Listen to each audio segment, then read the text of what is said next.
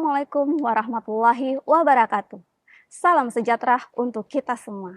Perkenalkan, saya Astuti Nurfadila, salah satu dosen bagian pidana pada Fakultas Hukum Universitas Patimura. Pada kesempatan kali ini, saya akan menjelaskan terkait mata kuliah yang saya ampuh, yakni Hukum Pidana. Hukum Pidana adalah mata kuliah dengan bobot 4 SKS dan merupakan mata kuliah yang harus diambil oleh seluruh mahasiswa pada semester 2 Fakultas Hukum Universitas Patimura. Selain itu, Hukum Pidana merupakan mata kuliah prasyarat untuk mata kuliah program kekhususan pidana, karena Hukum Pidana merupakan mata kuliah dasar atau pokok untuk mempelajari mata kuliah selanjutnya, yakni kriminologi, hukum acara pidana dan praktek peradilan, sistem peradilan pidana, kejahatan ekonomi, korupsi, dan mata kuliah yang berhubungan dengan pidana. Adapun capaian pembelajaran pada mata kuliah hukum pidana, yaitu diharapkan setelah mengikuti mata kuliah ini, mahasiswa mampu menjelaskan dan memahami tentang dasar-dasar hukum pidana yang terkait dengan ruang lingkup, sejarah, ilmu bantu dalam hukum pidana, tindak pidana, pertanggungjawaban pidana, dan pemidanaan. Serta mahasiswa mampu menganalisis persoalan yang terjadi dalam konteks kehidupan manusia pribadi maupun masyarakat. Adapun metode pembelajaran dalam mata kuliah hukum pidana, yang pertama adalah membawakan mata kuliah ini secara interaktif dengan metode ceramah dan diselingi dengan tanya jawab. Yang kedua adalah small group discussion. Yang ketiga, problem-based learning. Dan adapun materi pembelajaran mata kuliah hukum pidana, yang pertama terkait dengan pendahuluan, dua, ruang lingkup berlakunya hukum pidana, ketiga, sejarah perkembangan hukum pidana, keempat, ilmu bantu dalam hukum pidana, kelima, penafsiran undang-undang pidana, keenam, tindak pidana, ketujuh, pertanggungjawaban pidana, dan kedelapan adalah pidana dan pemidanaan. Adapun komponen penilaian dalam mata kuliah hukum pidana, yang pertama kehadiran 10%, yang kedua tugas mandiri dan kelompok 15%, yang ketiga ujian tengah semester 35%, yang terakhir adalah ujian akhir semester dengan bobot 40%. Pada pertemuan ini, saya akan menjelaskan terkait dengan pokok bahasan pengertian tindak pidana dan jenis-jenis tindak pidana. Berikut adalah video pembelajaran yang menggambarkan proses belajar mengajar dalam kelas hukum pidana. Selamat menyaksikan. Assalamualaikum warahmatullahi wabarakatuh. Selamat pagi. Oke, hari ini kita akan membahas terkait dengan tindak pidana untuk pertemuan hari ini. Nah, sebelum saya menjawab membahas tentang tindak pidana, saya mau tanya dulu nih kepada teman-teman semua di sini atau saudara-saudara semua di sini. Apa sih pengertian hukum pidana? Saya rasa ini sudah dibahas dengan pertemuan sebelum-sebelumnya ya. Yang mau menjawab silahkan angkat pengertian hukum pidana. Oke, silakan.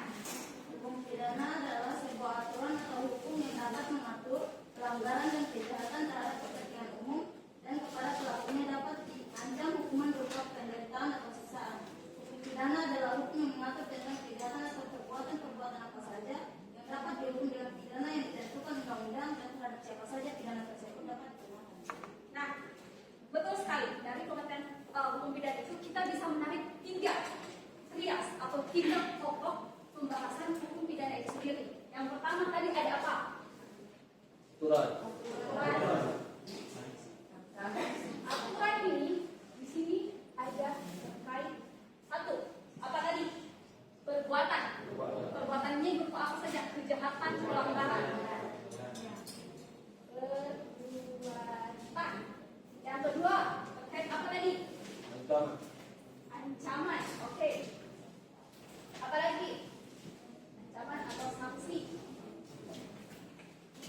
Apa lagi? Orang yang dapat pidana. Berarti kita kalau orang yang dapat pidana, kita berbicara tentang pertanggungjawaban pidana.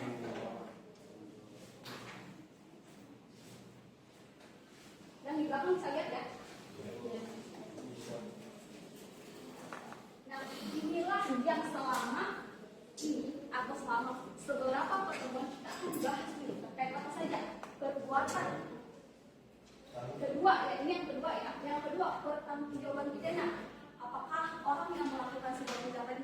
dimintai pertanggungjawaban pidana.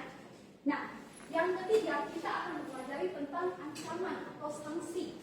Nah, ingat, pokok dari hukum pidana itu adalah ini: perbuatan, pertanggungjawaban pidana, dan ancaman atau sanksi, punishment, penderitaan. Nah, inilah pokok-pokok atau trias hukum pidana. Untuk itu dalam pembahasan perbuatan kita masuk dalam materi tindak pidana. Nah, sebelum saya masuk lagi nih pembahasan lebih jauh tentang tindak pidana, saya mau tanya lagi. Hukum pidana kan terbagi menjadi dua. Apa saja nih hukum pidana?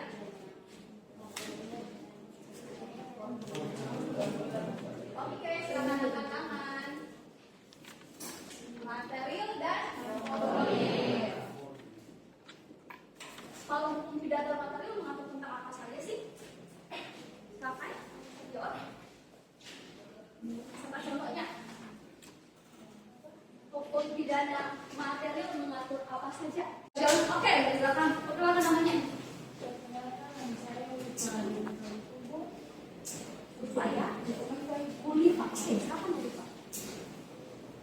Pidana materi mengatur mengenai bahan atau materinya dalam norma dan sanksinya, termasuk di dalamnya orang yang bagaimana atau dalam keadaan bagaimana dapat menjadi pidana. Norma, sanksi, dan formulasi tentang perbuatan. Kalau formil mengatur tentang apa? Oke, silakan. Perkenalan nama. Saya lupa tadi. Namanya siapa? Nama saya dan lokasi yang tadi. Oke. Hukum pidana formil mengatur tentang hak negara untuk menghukum seseorang berdasarkan hukum objektif. Hak negara. Maksud dari hak negara itu apa sih? Hak negara itu hak untuk memberikan sanksi. Hak negara menggunakan alat-alat negara untuk memberikan sanksi bagi pelaku kejahatan atau pelanggar kejahatan. Itu saja. Hak negara. Di sini alat-alat negara apa saja? Satu, kepolisian. Yang kedua, kejaksaan. Yang ketiga, pengadilan, dalam hal ini hakim. Keempat, setelah orang diputus pengadilan itu dibawa ke Oke, sudah paham ya sampai di sini terkait trias hukum pidana dan apa sih hukum pidana material dan hukum pidana formil. Nah, untuk lebih lanjutnya karena saya bahas dasar ini hukum pidana material, silakan buka KUHP. Contoh dari hukum pidana material itu adalah sedangkan formil adalah Hukuman hakim. atau paham ya? Jadi kedua hukum pidana ini sangat berkaitan erat. Jadi hukum pidana material itu tidak dapat berdiri sendiri. Penopangnya adalah hukum pidana formil sendiri karena di dalam hukum di dalam KUHP itu tidak mengatur caranya orang ditangkap itu bagaimana. Itu cuma mengatur tentang perbuatan-perbuatannya.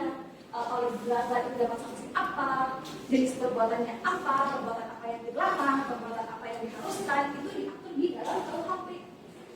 Sedangkan di KUHP itu mengatur tentang prosedural. Oke, paham sampai sini? Oke, kita bisa lanjut? Bisa. Oke, kita masuk ke materi inti yang terkait dengan tindak pidana. Nah, dalam materi tindak pidana, pertamanya kita akan membahas banyak hal. Pertama, boleh dicatat poin-poin yang akan kita bahas selama pertemuan materi. Yang pertama itu adalah pengertian dari tindak pidana itu sendiri. Yang kedua adalah jenis-jenis tindak pidana. Yang ketiga kita akan membahas tentang sifat melawan hukum. Berikutnya kita akan membahas tentang unsur-unsur tindak pidana. Nah, CPMK atau capaian pembelajaran mata kuliah. Nah, diharapkan nih setelah mengikuti mata kuliah hari ini, saudara-saudara mampu menjelaskan ruang lingkup tindak pidana. Nah, adapun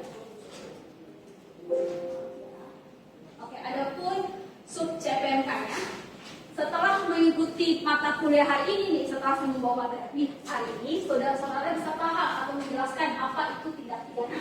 Yang kedua, mahasiswa mampu untuk mengidentifikasi jenis-jenis tindak pidana apa saja. Maka dari itu materi hari ini kita akan membahas tentang pengertian tindak pidana dan juga jenis-jenis tindak pidana.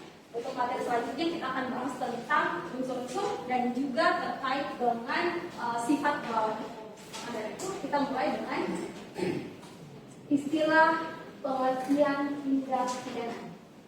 Nah, istilah dan pengertian tindak pidana adalah dalam bahasa Belanda disebut strafbaarheid atau peristiwa pidana. Dalam bahasa Inggrisnya disebut sebagai criminal act atau dalam bahasa Indonesia perbuatan kriminal. Dan dalam bahasa Latin itu ada delik dan delictum atau bahasa Indonesia itu delik. Nah, ketika kita berbicara tentang straf, kita akan berbicara terkait pidana dan hukum. Ketika kita bicara kita akan bicara terkait dapat dan boleh. Sedangkan hate adalah tindak, peristiwa, pelanggaran dan perbuatan. Nah, jadi bisa dapat disimpulkan bahwa strafbaarheid adalah peristiwa yang dapat dipidana atau perbuatan yang dapat dipidana. Sedangkan delik dalam bahasa asing disebut delik yang artinya suatu perbuatan yang pelakunya dapat dikenakan hukuman atau pidana. Pengertian strafbaarheid itu sendiri nyaris sama, tidak ada perbedaan, cuman penggunaan katanya aja yang berbeda. Lanjut.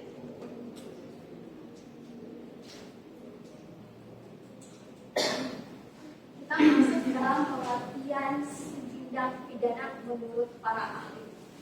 Simon mengatakan bahwa tindak pidana merupakan kelakuan yang diancam dengan pidana yang bersifat melawan hukum yang berhubungan dengan kesalahan dan dilakukan oleh orang yang mampu bertanggung jawab. Jadi menurut Simon ada kelakuan atau perbuatan, kemudian kelakuan itu ternyata diancam pidana karena bersifat melawan hukum. Perbuatannya tersebut ada unsur kesalahan di dalamnya dan orang tersebut mampu bertanggung jawab. Itu Simon. Penjelasan saya terlalu cepat? Aman ya? Aman dulu.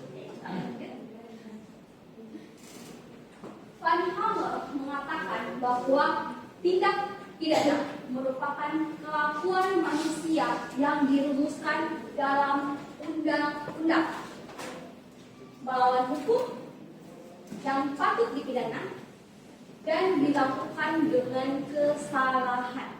Itu menurut Van Hamer. Ketika saudara-saudara melihat pengertian dua ahli di atas, kalau saudara-saudara ingat pelajaran asas apa nih maksud dari ada kelakuan manusia yang dirumuskan dalam undang-undang? Apa? Ya, asas legalitas.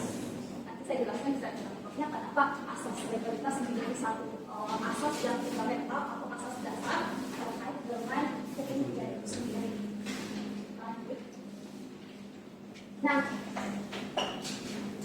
tindak pidana merupakan bagian dasar daripada suatu kesalahan yang dilakukan terhadap seseorang dalam melakukan suatu kejahatan.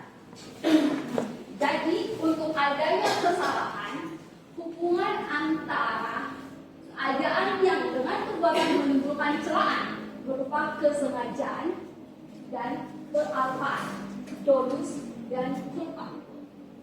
Jadi kalau ada kesalahan di antara ini harus ada kesalahan, ada kesengajaan di dalamnya, ada kealpaan di dalamnya. Nanti kita akan bahas lebih jauh tentang apa sih kesengajaan, apa sih kealpaan. Oke, kita lanjut. Nah, ini yang saya katakan bahwa dasar dari perbuatan pidana, delik atau tidak pidana adalah asas legalitas. Bisa dibacakan isi pasal 1 ayat 1 KUHP yang membawa Tiada satu perbuatan boleh dihukum melainkan ada perbuatan ketentuan pidana dalam undang-undang yang ada tergabung daripada perbuatan. Oke, dalam arti harus perbuatan itu diatur dulu dalam undang-undang. Baru dikatakan perbuatan itu merupakan sebuah tindak pidana. Jadi, kalau tidak ada peraturan dalam peraturan undang-undang atau segala bentuk peraturan perundang-undangan yang tersebar di Indonesia, perbuatan tersebut tidak dilarang, otomatis itu bukan peristiwa pidana, tidak pidana, delik atau kejahatan. Paham maksudnya? Jadi seperti contohnya, misalkan nih, saya pukul dia, pak. Tetapi ketika saya dalam peristiwa ini, perbuatan saya memukul dia tidak diatur dalam pidana, saya tidak bisa pidana dong, karena tidak ada aturannya, tidak ada dasarnya. Jadi perbuatan itu harus diatur dulu dalam undang-undang itu. Nah, dalam bahasa Latinnya itu non delictum nullabuna sine strafere legal. No delete, no punishment, tidak efisi pinawan. Jadi paham ya terkait dasar atau fondasi dari perbuatan pidana, delik, tindak pidana itu sendiri, itu berasal dari asas legalitas. Oke, sampai di sini paham ya? Kita lanjut. Oke, kita lanjut aja ya. Nah, kita masuk pada jenis-jenis tindak pidana. Nah, jenis-jenis tindak pidana sendiri ada banyak. Di antaranya adalah menurut sistem kitab undang-undang hukum pidana. KUHP terdiri dari berapa buku? Ya. Apa? Oke, good. Ada 3 buku di dalam kitab undang-undang hukum pidana. Yang pertama itu adalah aturan umum atau peraturan umum. Yang kedua adalah pidana. Yang ketiga adalah pelanggaran. Kejahatan di sini lebih didominasi dengan ancaman pidana. Sedangkan pelanggaran tidak ada diancam dengan pidana penjara, tetapi hanya berupa kurungan dan pidana. Oke, kejahatan merupakan delik-delik yang melakukan kepentingan hukum dan juga menimbulkan bahaya konkret. Nah, percobaan dan membantu melakukan kejahatan dipidana. Boleh bacakan saya pasal 53? Siapa yang bisa bacakan angkat tangan? Pasal 53 isinya apa? Oke, silakan. Percobaan melakukan kejahatan terhadap hukuman bila maksud diperbuat sudah nyata dan teman dimulainya perbuatan itu dan perbuatan itu tidak jadi sampai selesai hanyalah lantaran hal yang tidak bergantung dari kemauannya sendiri. Oke, intinya percobaan melakukan kejahatan itu dipidana. Untuk percobaan melakukan pelanggaran itu tidak dipidana. Silakan baca pasal 54. Ingat ya, percobaan melakukan pelanggaran itu tidak dipidana. Sedangkan percobaan melakukan tindak pidana itu pasti dipidana. Nanti kita akan bahas lebih jauh apa itu percobaan. Percobaan itu apa? Percobaan melakukan pelanggaran itu apa? Nanti kita bahas di pertemuan selanjutnya. Berikutnya saya akan menjelaskan terkait tindak pidana atau jenis tindak pidana menurut cara merumuskannya. Ini yang sangat penting ya, dan materi ini yaitu delik material. Ingat bahwa delik material inti larangannya adalah menimbulkan akibat yang dilarang. Nah, siapa yang menimbulkan akibat yang dilarang, itulah yang dipertanggungjawabkan dan dipidana. Begitu juga untuk selesainya delik material, untuk selesainya delik material tidak bergantung sejauh mana wujud perbuatan yang dilakukan, tetapi semuanya tergantung pada cara dari timbul akibat terlarang. Sedangkan delik formil adalah tindak pidana yang dirumuskan sedemikian rupa sehingga memberikan arti bahwa inti dari delik formil adalah larangan yang dirumuskan adalah perbuatannya. Ketika berbicara delik material, yang dilarang tadi apa? Yang dilarang tadi apa? Akibatnya. Kalau delik formil, yang dilarang itu adalah perbuatannya. Nah, perumusan delik formil tidak memerlukan dan atau tidak memerlukan timbulnya suatu akibat tertentu dari perbuatan sebagai syarat penyelesaian tindak pidana, melainkan semata-mata atas perbuatannya. Jadi intinya adalah delik material itu akibatnya yang dilarang. Sedangkan delik formil yang dilarang adalah perbuatannya. Ada yang bisa kasih saya contoh? Coba buka pasal 362.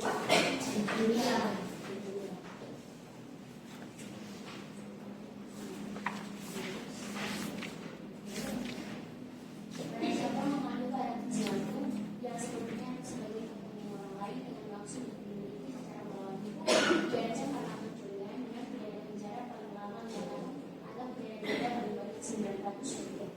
Pencurian.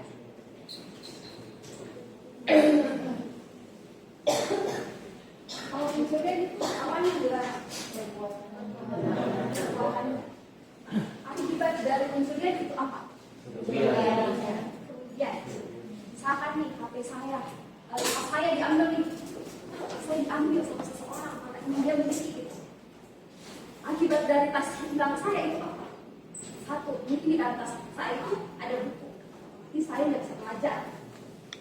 Di dalam tas saya mungkin ada HP saya tidak bisa menggunakan e-commerce lagi dong, tidak bisa menggunakan HP lagi dong, tidak bisa berkomunikasi. Itu akibat. Itu adalah delik formil. Sedangkan delik material, contoh kasusnya pembunuhan.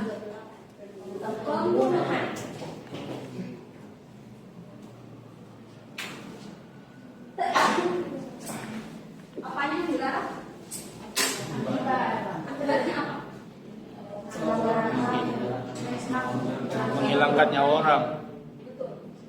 Di dalam pasal tersebut tidak disebutkan perbuatannya apa. Tidak disebutkan dengan cara menusuk, menikam, merakit, tidak kan? Betul. Ini penjelasannya. Jadi sudah bisa membedakannya antara delik formil dan delik material itu sendiri. Sudah paham ya? Oke.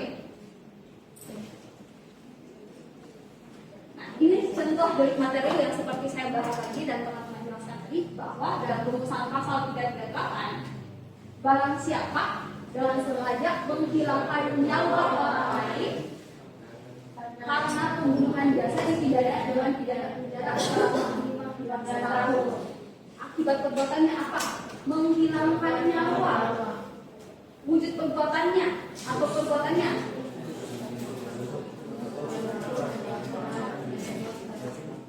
Oke, kita bisa lihat ya, walaupun wujud perbuatannya tidak diatur atau tidak disebutkan dalam 38 KUHP, itu dapat dipidana karena akibat dari perbuatan tersebut.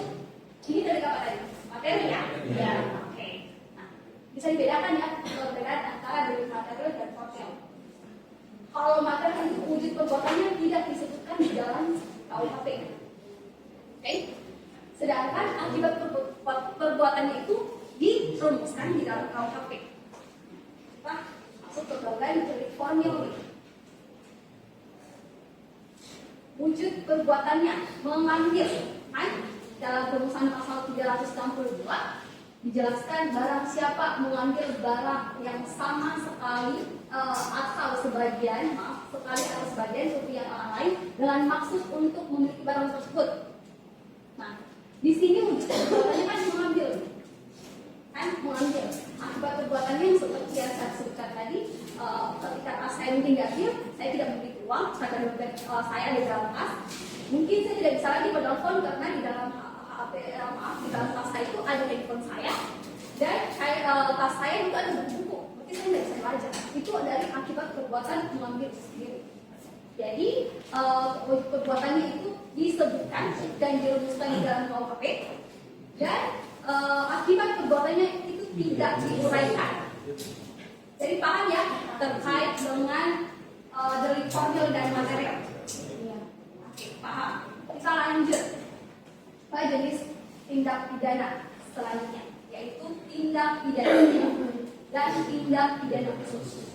Tindak pidana umum adalah semua tindak pidana yang dimuat dalam KUHP sebagai kodifikasi hukum pidana material, yakni buku 2 dan buku 3. Sedangkan tindak pidana khusus adalah semua tindak pidana yang terdapat di luar KUHP. Sampai di sini ada pertanyaan?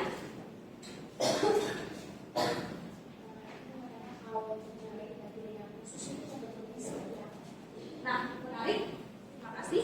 Terkait tindak pidana khusus. Apa sih tindak pidana khusus? Tindak pidana yang diatur di luar KUHP atau Kitab Undang-Undang Hukum Pidana. Pernah dengar frasa bahwa hukum itu selalu tertatih mengikuti masyarakat? Pernah dengar? Ada yang tersebut? Nah, terkait dengan penelitian saya juga termasuk banyak meneliti tentang kekerasan perempuan, termasuk kekerasan perempuan di dalam rumah tangga. Karena ternyata setelah saya mengadakan penelitian dan juga mengabdi sosialisasi masyarakat, ternyata pemahaman masyarakat tentang kekerasan itu hanya sebatas kekerasan fisik semata. Padahal kekerasan itu banyak jenisnya. Kekerasan verbal. Biasanya kekerasan verbal pasti diikuti kekerasan fisik. Tetapi lebih banyak masyarakat itu cuma mengeluhkan kekerasan fisik yang terjadi. Karena kekerasan fisik akan menimbulkan bekas luka di badan. Kalau kekerasan verbal, suami memaki istrinya, mengatai-ngatai, itu akan melukai badannya, kan? Dan kemudian waktu saya mengadakan penelitian itu ternyata banyak masyarakat belum terlalu paham tentang lingkup dari kejahatan atau kekerasan dalam rumah tangga. Mereka menganggap kekerasan dalam rumah tangga itu hanya sebatas suami dan istri. Tetapi cakupan kekerasan dalam rumah tangga itu sendiri luas. Kekerasan itu bisa dilakukan oleh anak, dilakukan pada anak, pada istri, suami, dan orang-orang yang ada dalam lingkup rumah tangga. Dalam lingkup rumah tangga, apakah orang yang nenek yang tinggal bersama kita lakukan kekerasan itu bisa dikatakan kekerasan dalam rumah tangga? Bisa. Apakah pembantu yang tinggal bersama kita atau ayah kita yang tinggal satu atap dia mencak kita melakukan kekerasan, apakah itu termasuk KDRT?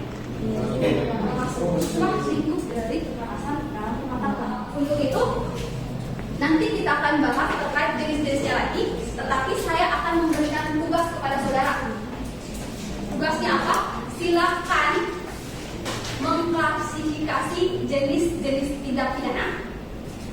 Itu saudara-saudara harus mengidentifikasi jenis-jenis tindak pidana. Oke? Sekali lagi, silakan identifikasi jenis-jenis tindak pidana dan sertakan contoh pasalnya. Tugasnya dikumpul minggu depan dan kemudian kita akan membahasnya bersama-sama. Paham sampai sini ya? Baik, kayaknya waktu kita sudah habis. Sekarang untuk itu saya tutup kelas hari ini. Terima kasih atas atensinya dalam kelas ini. Saya harap apa yang saya sampaikan hari ini saudara-saudara bisa paham dan dimengerti. Oke? Saya akan tutup kelas ini dengan ucapan terima kasih banyak. Assalamualaikum warahmatullahi wabarakatuh. Demikian cuplikan video pembelajaran mata kuliah yang saya ampuh yakni hukum pidana. Semoga dapat bermanfaat. Terima kasih atas perhatiannya. Wassalamualaikum warahmatullahi wabarakatuh.